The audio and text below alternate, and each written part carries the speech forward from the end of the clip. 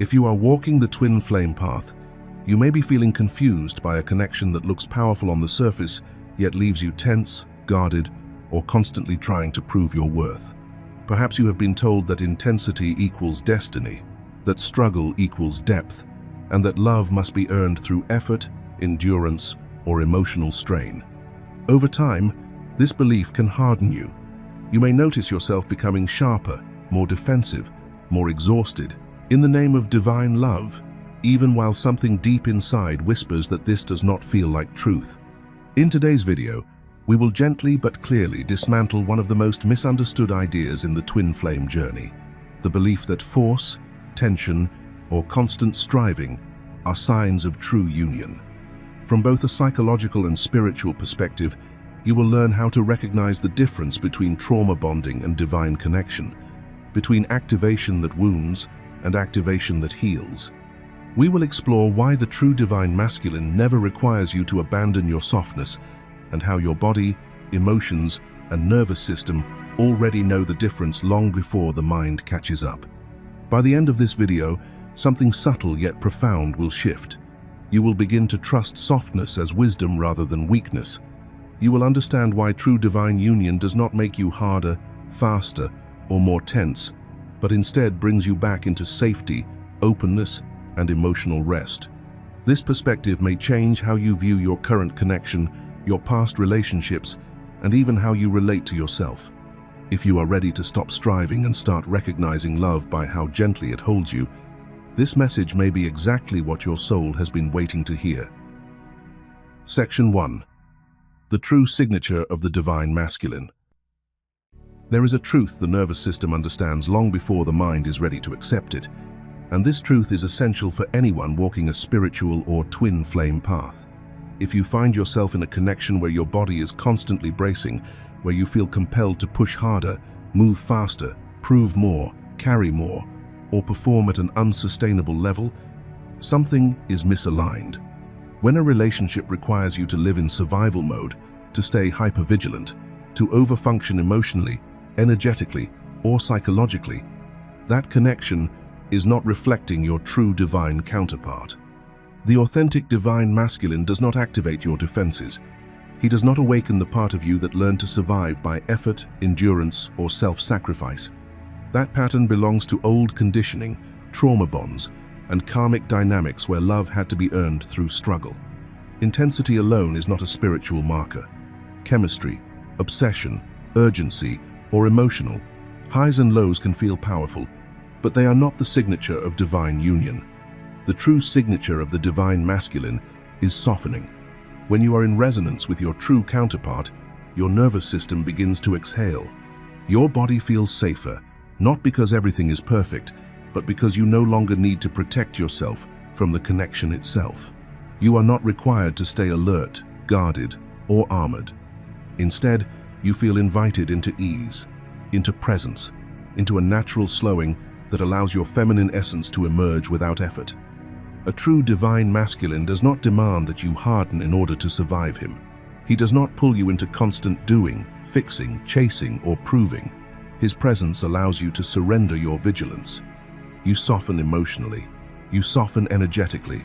You soften in your breath, your posture, your voice, and your inner world. Your creativity returns. Your gentleness reawakens. Your intuitive, receptive nature becomes safe to inhabit again. This is how the body recognizes truth before the mind catches up. Real divine masculine energy creates containment, not pressure. It creates safety, not urgency. It does not require you to perform strength. It allows you to rest inside your being. If someone makes you feel that love must be fought for, managed, or maintained through constant effort, that is not divine polarity. True polarity restores balance. It brings you home to yourself. It invites you to melt rather than brace, to receive rather than endure, to trust rather than survive. The divine masculine does not ask you to armor up. He meets you in a way that allows the armor to fall away naturally. That softness is not weakness. It is recognition. It is alignment. It is the body's quiet, knowing that you are finally safe enough to be fully yourself. Before we move deeper into the next layer of this teaching, Pause for a moment and gently check in with yourself. Notice what your body did as you listened. Did something relax? Did something tighten? Awareness always begins in sensation, not in logic. This is an invitation to reflect honestly on the connections in your life and how they make you feel at a nervous system level. If this message resonated with you, take a breath and anchor it. Leave a comment, sharing what softened for you, what became clearer, or what you are beginning to recognize. And if words feel unnecessary right now, simply type, "I choose softness over survival," as an affirmation of alignment. Your reflection matters, and your presence here is already part of the shift we are about to explore next. Section 2. The natural state of the Divine Feminine. At her core, the Divine Feminine exists in softness. This softness is not weakness, passivity, or submission. It is an intelligent, deeply grounded state of being. The Divine Feminine is gentle without being fragile, poised without effort, sweet without self-erasure, and creative without strain. She is receptive because she trusts life, not because she lacks direction. Her power is subtle, yet immense. The Divine Feminine does not chase reality or wrestle it into shape. She dreams reality into being. Through presence, intuition, and inner alignment, she allows creation to unfold organically. Her energy moves like water, responsive, fluid, adaptive, shaping the world not through force, but through resonance. This is the original creative principle of the feminine: attraction rather than pursuit, embodiment rather than exertion. When a woman finds herself constantly pushing, leading, managing, controlling outcomes, or accelerating everything around her, something important has shifted. She has been pulled out of her feminine essence and into masculine polarity. This often happens unconsciously, especially in environments that reward constant productivity, hyper-independence, and emotional suppression. Over time, this state can feel exhausting, tense, and deeply unsatisfying, even if it is socially praised. This is not empowerment. True empowerment does not harden the feminine. It does not require her to override her intuition, silence her emotions, or live in perpetual effort. What many mistake for strength is often a survival response, an adaptation to imbalance. When the feminine is forced to go hard just to feel safe or seen, her natural radiance dims. A true divine masculine does not compete with the feminine or demand her force. He restores her softness. His presence creates safety rather than pressure, grounding rather than urgency. In this energetic dynamic, the feminine relaxes back into herself. She becomes more intuitive, more creative, more magnetic, not because she is doing more, but because she is being more fully who she is. Returning to softness is not regression, it is remembrance. It is the feminine coming home to her natural state, where creation flows, intuition speaks clearly, and love expands without effort. This is alignment, this is balance, and this is where the divine feminine was always meant to thrive. Section 3. Polarity at the energetic and sexual level. At the energetic level, polarity is not a theory. It is a lived experience felt in the body, the emotions, and the field between two people. Masculine energy is naturally structured, directional, and firm. It moves with intention. It penetrates reality with focus. Even in sexual union, this firmness is present not merely as a physical quality, but as an energetic orientation. The masculine holds, grounds, and directs energy forward. Feminine energy, by contrast, is flowing, receptive, and yielding.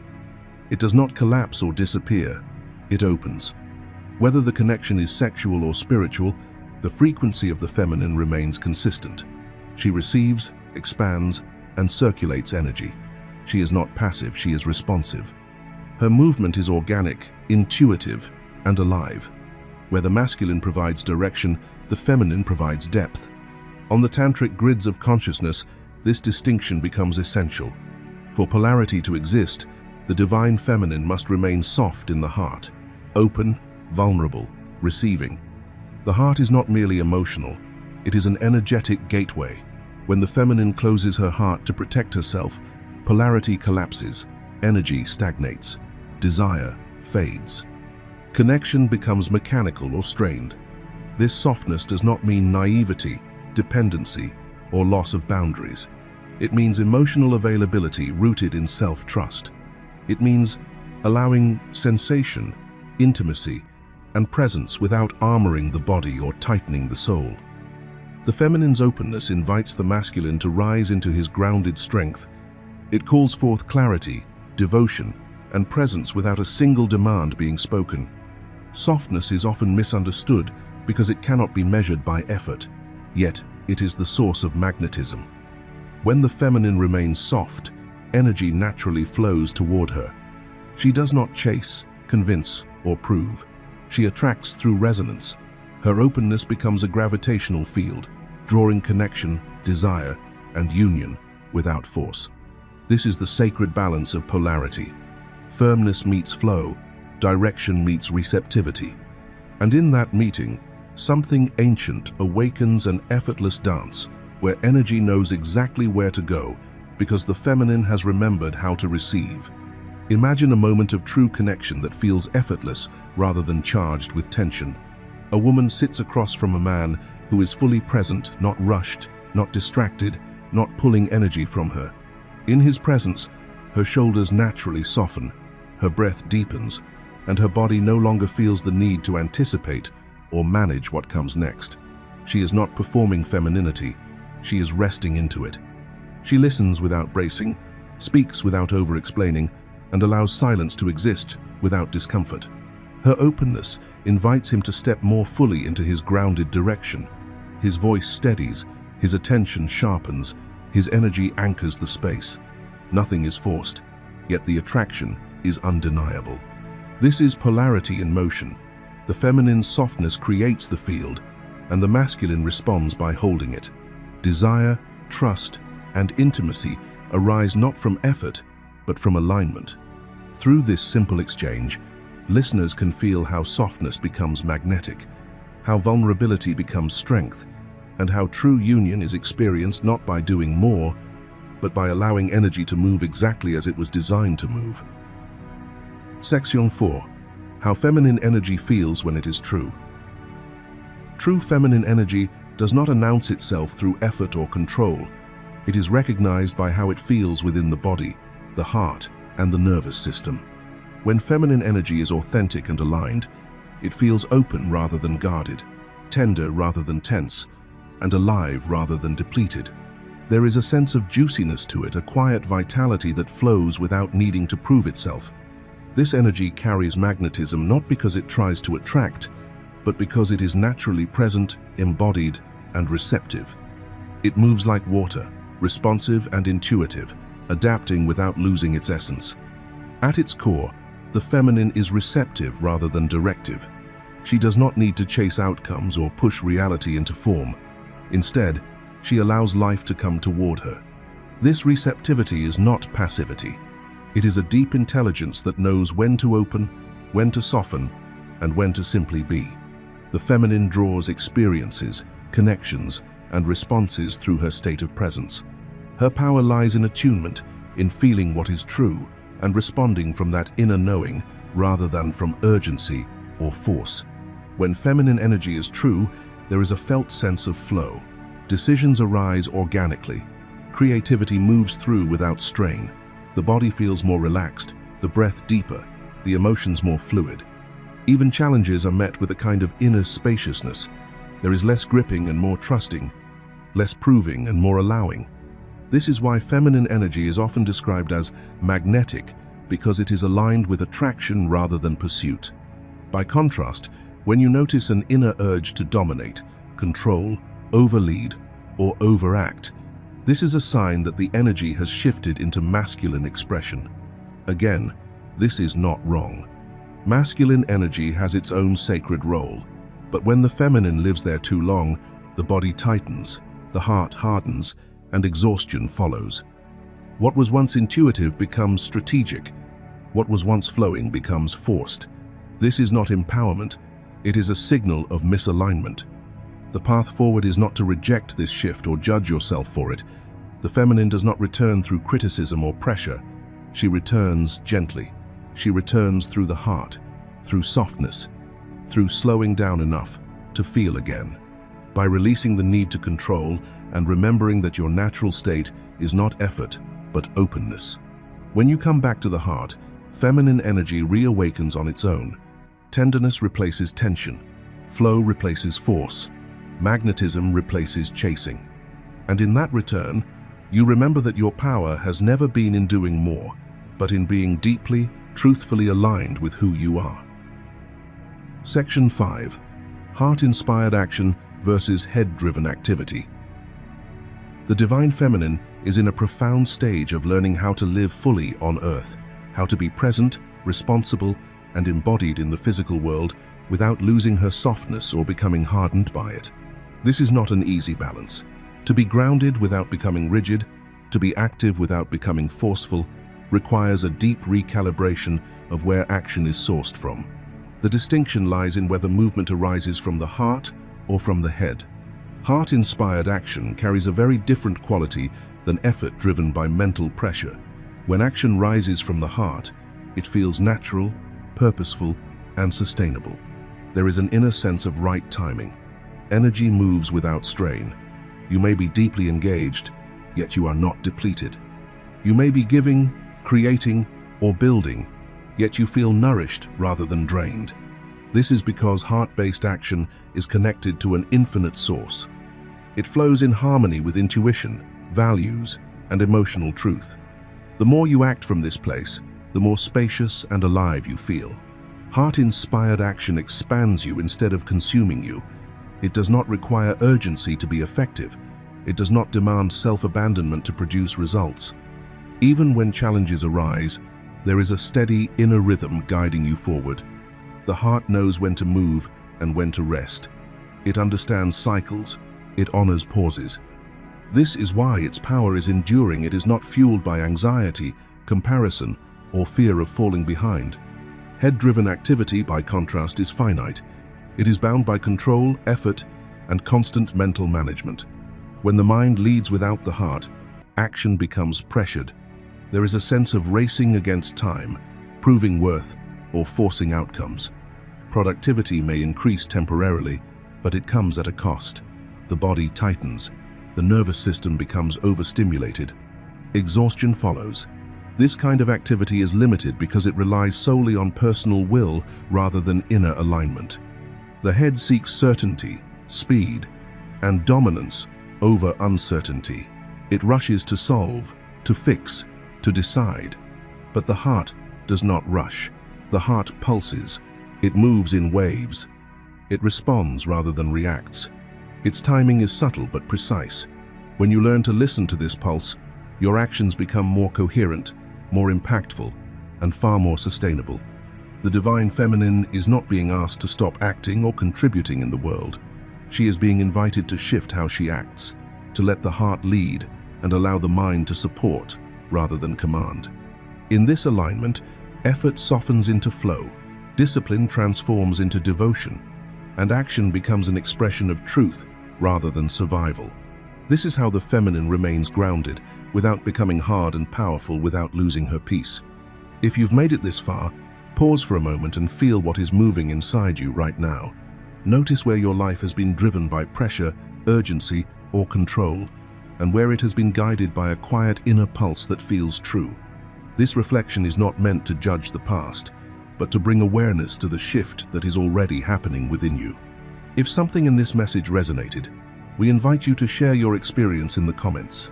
Your story may be the mirror or reassurance someone else needs at this exact moment. And if words feel unnecessary, simply type this affirmation below to anchor the energy. I choose heart-led action and gentle alignment. Let this be a conscious commitment to move forward from the heart, allowing your path to unfold with clarity, softness, and trust. Section 6. The Sacred Pulse of Feminine Creation. The Divine Feminine moves through life in a sacred rhythm, a living pulse that mirrors both creation and communion. Just as her energy pulses in intimacy, it also pulses spiritually, breathing life into everything she touches. This movement is not linear or forced. It is cyclical, organic, and deeply intelligent. It flows inward and outward, drawing energy in to be felt, held, and understood, then releasing it back into the world as light, warmth, and presence. At the heart of feminine creation is this constant exchange. She receives, not from weakness, but from profound openness. She radiates, not from effort, but from fullness. In one moment she is surrendering, allowing herself to soften into the mystery of existence. In the next, she is expanding, stretching beyond old limits, and becoming more than she was before. This is not contradiction, it is coherence. This is how life itself moves. Spiritually, this pulse is the gateway to union. The divine feminine does not activate union through pursuit, control, or willpower. She activates it by embodiment. By staying present in her rhythm, she naturally threads the energies of lover and beloved together. What once felt separate begins to recognize itself as one continuous field of awareness. Union is not achieved, it is remembered. This sacred motion creates what many traditions describe as the figure 8, the symbol of infinity.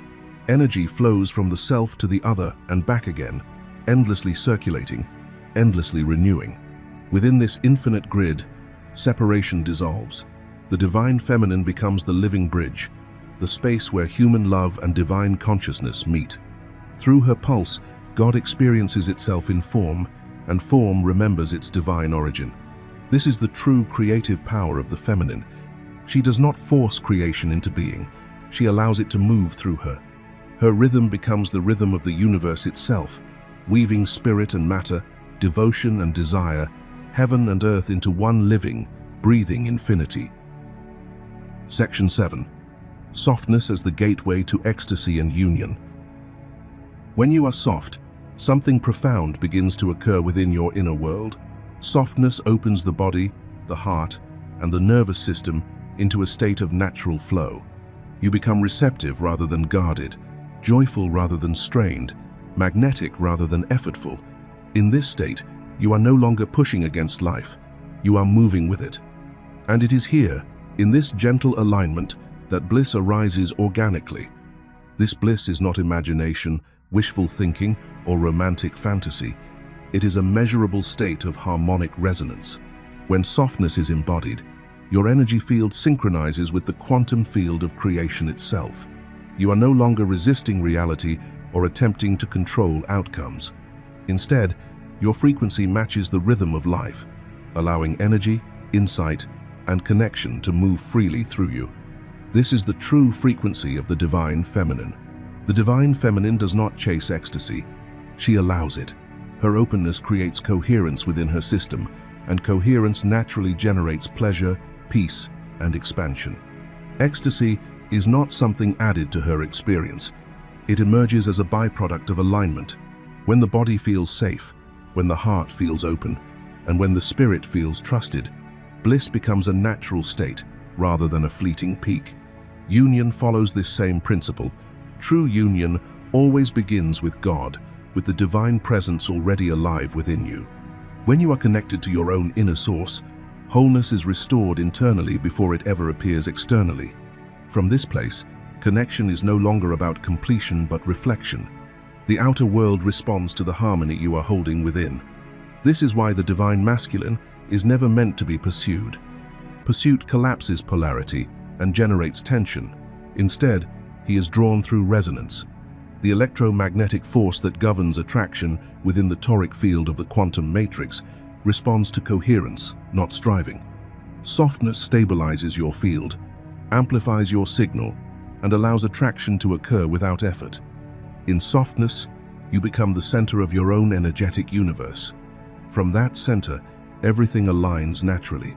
Ecstasy deepens, union unfolds, and love moves toward you not because you demanded it, but because you embodied the frequency that calls it home.